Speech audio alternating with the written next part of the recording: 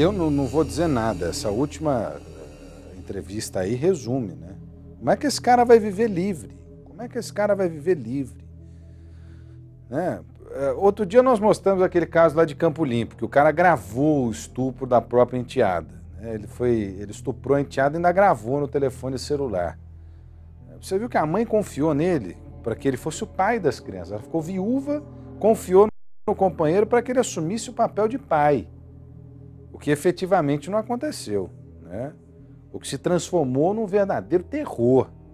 Se transformou num verdadeiro terror dentro de casa. Deus do céu, como tem gente de coração ruim. E o que merece esse camarada aí? Hein? O que merece? Semana passada nós perguntamos aqui. A maioria das respostas deu que merece punição máxima para esses canais que fazem esse tipo de coisa. Punição máxima. Né? Eu repito sempre aqui, vai passar a mão na cabeça desse cara agora? Nessa altura do campeonato, para ele voltar e abusar de outra? Para ele voltar e ameaçar outra? Para destruir a vida de outra pessoa? Agora nós vamos passar a mão na cabeça desse cara? Prisão perpétua para esses caras que abusam de mulher. Principalmente de criança. Principalmente de criança. Olha, e parece que o perfil desse camarada aí já não era um bom perfil, né? Também um cara que chega a esse ponto, né? De bonzinho não tem nada. Violento, agressivo e possessivo. Possessivo. Ele tinha ciúme das meninas. É dessa forma que a mãe das crianças violentadas define o comportamento do ex-companheiro. Tem mais uma reportagem do Vinícius Boer. Deixa eu ver. Olho na notícia. Tiago de Jesus Santos Silva, de 31 anos, morava há 12 com a companheira Fabiana, 2 filhas e as 2 enteadas. Mas no local, que deveria ser sinônimo de harmonia, era na verdade um cenário de medo para as 2 enteadas, vítimas de abusos sexuais. Cansada, esta adolescente, que é estuprada desde os 9 anos, resolveu entregá-lo para a polícia. Quando não tinha ninguém em casa, quando tinha, era à noite que minhas irmãs e minha mãe dormiam, ele esperava dormir, daí assistia televisão e ele ficava observando se não vinha ninguém para fazer essas coisas, essas maldades. Ela tomou coragem quando descobriu que a irmã de 14 anos sofria com a mesma situação. Ela achou estranho o meu comportamento com ele aqui, depois que ele saiu da cadeia. Aí ela queria saber por que eu agia assim, eu falava que nada, que isso era normal. Aí ela pegou e falou, Jade, me conta, que daí eu conto um segredo pra você também. E ela falou, ele faz isso com você? Eu falei, sim. Aí ela falou assim, eu tinha certeza, porque ele também tentou fazer isso comigo, só que eu não deixei.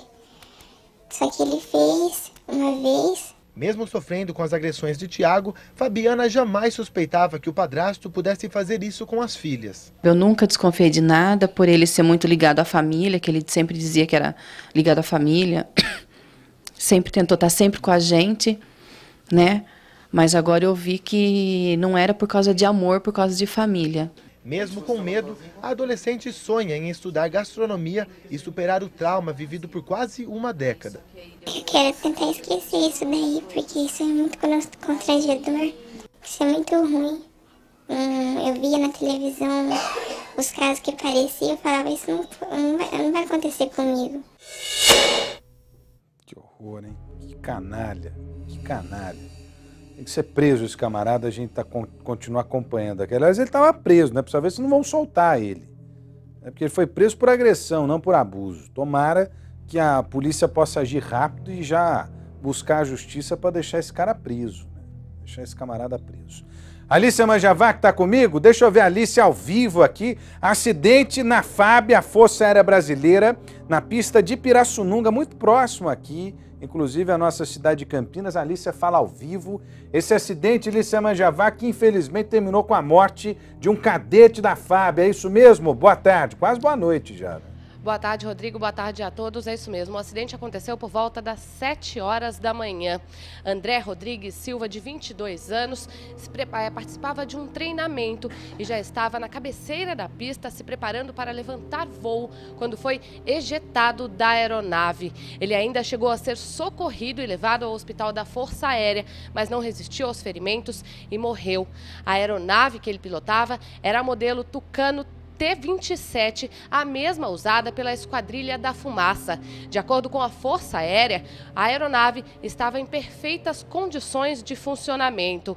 André Rodrigues Silva fazia parte da corporação, integrava a Academia da Força Aérea Brasileira desde 2009 e cursava o curso de formação de pilotos da Força Aérea há 4 anos. Ele se formaria neste ano, Rodrigo. Agora, o piloto, ele tinha 100 horas de voo e estava preparado, né, Rodrigo? A informação é que a gente ainda não sabe o que pode ter causado o acidente. A Força Aérea Brasileira lamenta o acidente e já iniciou as investigações para saber o que realmente teria causado o acidente, Rodrigo. Bom, a Alicia conhece lá a pista, né, Alicia? Já esteve lá. Aliás, nós vamos mostrar uma reportagem que a equipe do Brasil Urgente esteve lá, mostrando para você em detalhes o funcionamento da Esquadrilha da Fumaça, o trabalho da Força Aérea Brasileira. O treinamento é exaustivo, Lícia Manjavac, justamente para que não haja erros. Antes de um camarada desse assumir o comando, a pilotagem de uma aeronave dessa, ele passa por simuladores, passa por uma série de treinamentos. Eu acho que é isso que está gerando uma dúvida enorme agora, junto aos oficiais da FAB, para tentar identificar, pelo menos a princípio, indícios que possam, né, apontar para as causas desse acidente. Lícia, nem sequer tinha levantado o voo ainda, né? Exatamente, Rodrigo, ainda não tinha levantado o voo e a Força Aérea vai investigar se houve falha humana ou se houve falha do equipamento, né? Se o equipamento precisava passar por ainda mais manutenção, se havia algum problema na aeronave, Rodrigo. Porque tem um equipamento, é uma alça. Você puxa essa alça ativa explosivos mesmo, que fazem com que a cadeira, enfim, o cockpit do piloto seja ejetado, né? Inclusive abrindo aquela bolha de acrílico que cobre esse modelo Tucano que você está vendo nas imagens, que é um modelo usado pela Força Aérea Brasileira e também pelos heróis, né, da nossa Esquadrilha da Fumaça. Aliás, a Alicia Manjavac acompanhou, nós vamos ver agora, né, lá em Pirassununga, o trabalho, o treinamento, a formação desses homens da FAB, homens que voam o mundo levando a bandeira do nosso país. Vamos ver a reportagem, inclusive mostra nessa reportagem os detalhes do funcionamento desse sistema. Olho na notícia.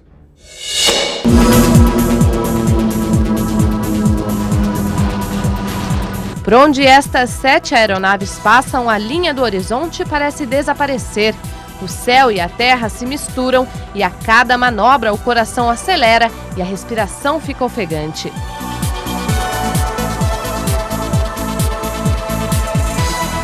A Esquadrilha da Fumaça é formada por 13 pilotos que se revezam nas demonstrações. Durante 30 minutos, eles realizam uma sequência de 20 manobras e 55 acrobacias. Nesta hora, os pilotos chegam a ficar a 2 metros de distância um do outro. Para que tudo isso seja possível, as T-27 Tucano têm capacidade para atingir a velocidade de 500 km por hora, uma altura de 30 mil pés, que equivale a 10 mil metros, e até voar baixo a apenas 70 metros do chão. As acrobacias são treinadas constantemente e exaustivamente por todos os pilotos da esquadrilha. Então nós nos preparamos sempre com isso. O piloto, quando entra na esquadrilha, ele recebe esse que a gente chama de curso, né? Ele vai receber o curso dos próprios pilotos que estão dentro da esquadrilha hoje, que serão os instrutores deles. A demonstração, ela não é inventada ali na hora, não é criada por cada piloto que sai da sua cabeça. Então existe uma sequência de manobras. Na demonstração são 24 manobras, um total de 55 acrobacias. E os pilotos, eles já sabem o que vão fazer, que é exatamente o que a gente treina e a gente demonstra a mesma coisa. Antes do voo, os pilotos se reúnem, conversam alguma particularidade da localidade, quanto a eixos, proas, onde está localizado o público. Porém, quanto à sequência exatamente das acrobacias, não existe dúvida, porque a gente realmente já sabe o que fazer. O motor é diferente do de uma aeronave comercial. Ele tem, por exemplo, mais pontos de resfriamento interno. O objetivo é reduzir os efeitos causados pelas acelerações bruscas. E externamente, o que é muito fácil de ser visualizado é um tanque extra para o óleo do motor. Com isso a gente tem uma quantidade a mais de óleo do motor para que essa aeronave consiga fazer o voo de dorso um pouco mais prolongado. Aqui de dentro dá para ter uma ideia de como é o trabalho dos pilotos. É preciso muito treino e agilidade para pilotar uma máquina como esta. Em cada voo, o piloto precisa comandar esta quantidade enorme de instrumentos. Mas para levar o público ao delírio, basta apertar este daqui, acionar a fumaça e garantir o espetáculo no ar.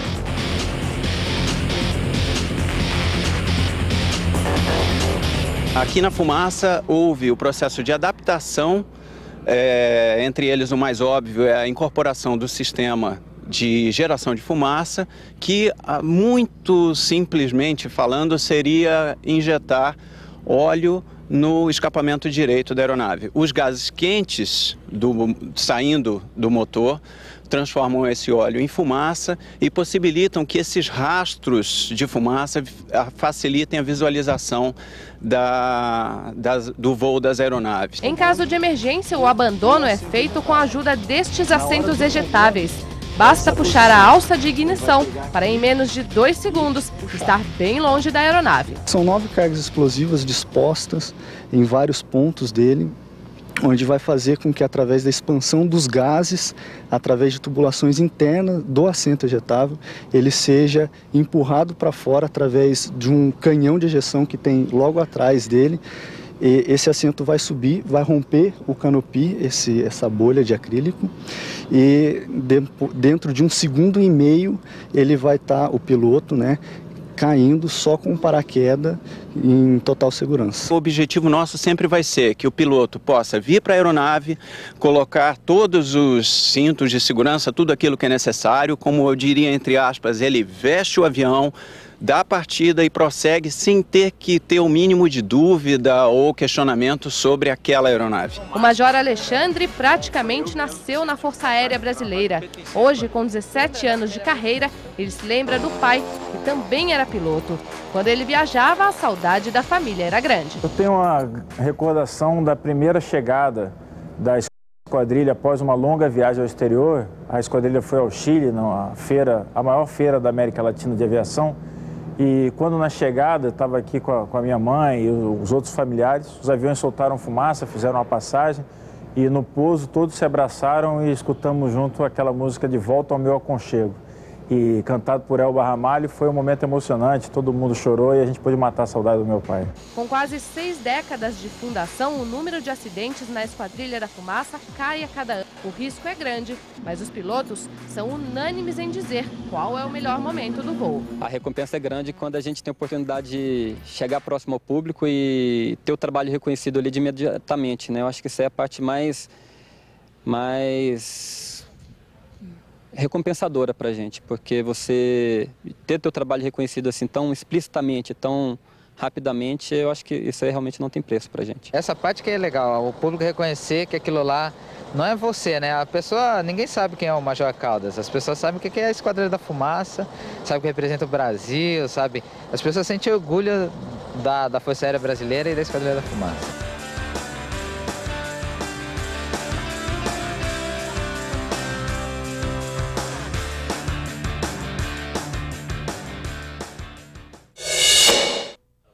Bom, a Força Aérea Brasileira abrindo as portas aqui para a equipe do Brasil Urgente, para a equipe da Band, a Alicia Manjavá, que está acompanhando de perto essa investigação. Infelizmente, um acidente trágico matando esse cadete. A gente viu, inclusive, equipamento ali de ejeção, né?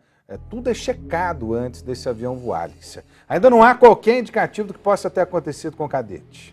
Não há, Rodrigo. O que a gente sabe, as informações que me passaram lá na Força Aérea, na academia da Força Aérea, é que seria impossível que o instrutor tivesse ejetado, por acaso, o assento do aluno, né, do cadete André Rodrigues Silva. Mesmo porque esse acionamento é individual. O André Rodrigues Silva poderia ter ejetado acidentalmente ou houve alguma falha no equipamento, né, Rodrigo? Ok. Alicia Manjavá trazendo ao vivo as informações, vai voltar no Band Cidade também, às 6:50 da noite aqui na tela da Band, no Jornal da Band, com as informações para todo o Brasil. Tá chegando o Datenão aqui na tela da Band, cadê o Datena? Deixa eu ver o Datena aqui, olha. Final trágico, homem tenta invadir a empresa e é linchado, é Datena na tela da Band. Eu volto amanhã às 5 da tarde para Campinas e região. Obrigado pela audiência, tchau!